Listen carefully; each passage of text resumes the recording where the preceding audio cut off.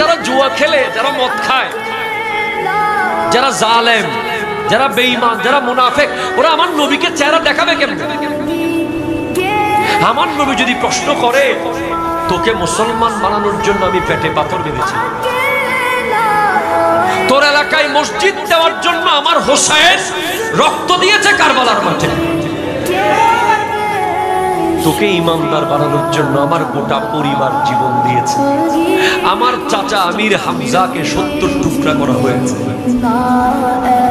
তুই কিভাবে আমার দিন বাদ দিয়ে ইহুদিদের দিন ধরলি? নবীজির সামনে চেহারা দেখাতে পারবো?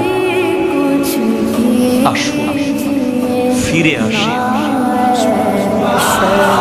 কোরআন বলছে ওয়া আনিবু, ফিরে আসুন, ইলা রাব্বিকুম, রবের দিকে, ওয়া আসলিমু লাহু, আত্মসমর্পণ করো রবের কাছে, মিন কাবলি আইয়াতিয়াকুমুল আযাব, আযাব আসার আগে ফিরে আসো, সুম্মা লা তুনসারুন, আযাব যদি চলে আসে আর কেউ তোমাকে রক্ষা